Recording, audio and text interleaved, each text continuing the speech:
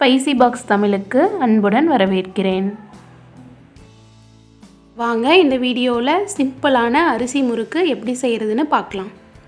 முறுக்குங்கிறது south இண்டியனோட சூப்பரான tea time snack. எங்கள் ஊரில் தீபாவளி ஆகட்டும், ஆடி 18 ஆகட்டும், பொங்கல் ஆகட்டும், இந்த முறுக்கு இல்லாமல் ஃபினிஷ் ஆகாதுங்க. வாங்க இந்த முறுக்கு எப்படி செய்கிறதுன்னு பார்ப்போம். ஃபஸ்ட்டு இந்த டம்ளரில் 4 டம்ளர் அரிசி ஊற வச்சுருக்கேன். நீங்கள் எந்த அரிசி வேணாலும் எடுத்துக்கலாம். இட்லி அரிசி, சாப்பாட்டு அரிசி, உங்கள்கிட்ட எது இருக்கோ அதை எடுத்துக்கலாம். அதே மாதிரி 1 கிலோ அரிசிக்கு 8 மிளகா கரெக்டாக இருக்கும். மிளகாயையும் ஊற வச்சிடலாம். அரிசியை ஒரு 4 மணி நேரம் ஊற வச்சு எடுத்துக்கோங்க. மிளகாய்க்கு பதிலாக மிளகாத்தூளும் சேர்த்துக்கலாம். உங்கள் காரத்துக்கு தகுந்த மாதிரி நீங்கள் சேர்த்துக்கோங்க. மிளகாயை ஃபஸ்ட்டே கிரைண்டரில் சேர்த்து அரைக்க விடுங்க கொஞ்சம் நேரம். அப்போ தான் நல்லா அரைக்கும். அதுக்கப்புறம் ஊற வச்ச அரிசியை அதில் சேர்த்துக்கலாம். நிறையா தண்ணி விடாமல் அரைச்சிக்கோங்க. நீங்கள் கல்லுப்பு சேர்க்குற மாதிரி இருந்தால் மாவு அரைச்சிட்ருக்கும் போதே அதில் சேர்த்து அரைக்க விடுங்க. அப்படி இல்லைன்னா கடைசியாக தூளுப்பும் சேர்த்துக்கலாம். உப்பு நீங்கள் கம்மியாக சேர்த்துனீங்கனாலும் முறுக்குக்கு டேஸ்ட்டு நல்லா தான் இருக்கும். ஜாஸ்தி சேர்த்திடாதீங்க. அப்புறம் மாவு நல்லா இந்த பதத்தில் இருக்கணும். ரொம்ப தண்ணி மாதிரி அரைச்சிடாதீங்க. ரொம்ப நெகு நெகுன்னு நைஸாக இருக்கணும். அப்போ தான் முறுக்குக்கு நல்லாயிருக்கும். பார்க்க நல்லா ஃபைன் பேஸ்ட்டாக இருக்கணும்.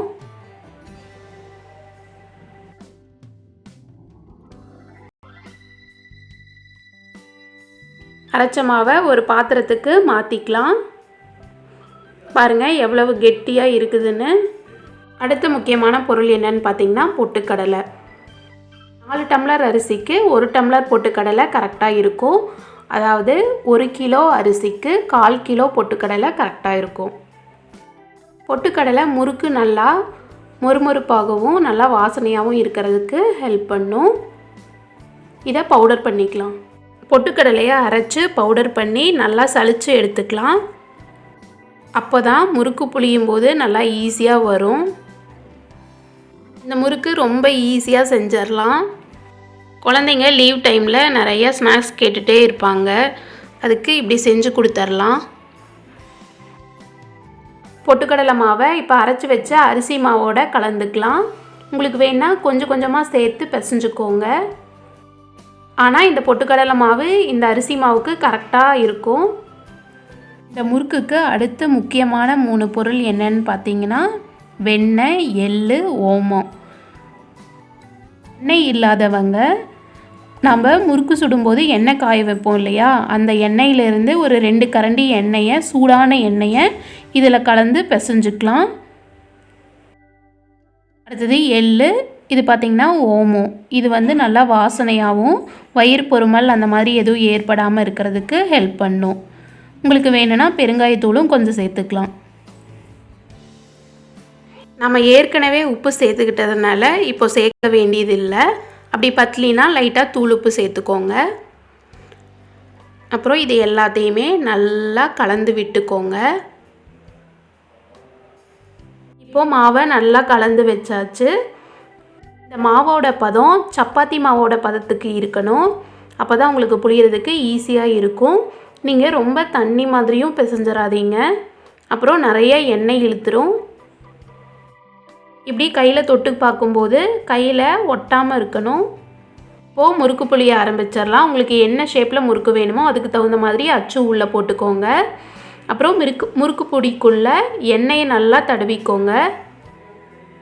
முறுக்கு பொடியில் எண்ணெயை தடவிட்டோம்னா முறுக்கு பொடியில் மாவு ஒட்டாமல் நல்லா ஈஸியாக வரும். இந்த மாதிரி உருண்டையாக பிடிச்சி க்ளோஸ் பண்ணிக்கோங்க.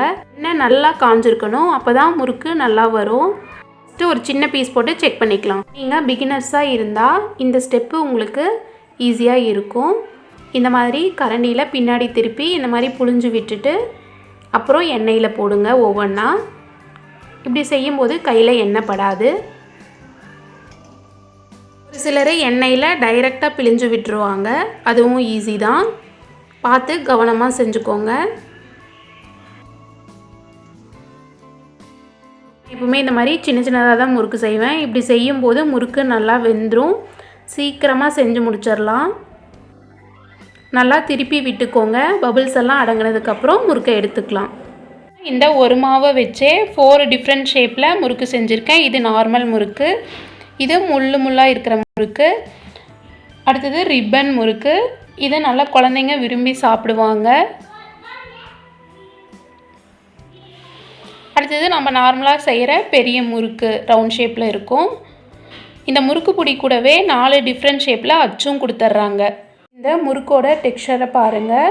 இதோட டேஸ்ட்டும் ரொம்ப நல்லா இருந்தது. கண்டிப்பாக இந்த அரிசி முறுக்கை ட்ரை பண்ணி பாருங்கள். தேங்க்ஸ் ஃபார் வாட்சிங்.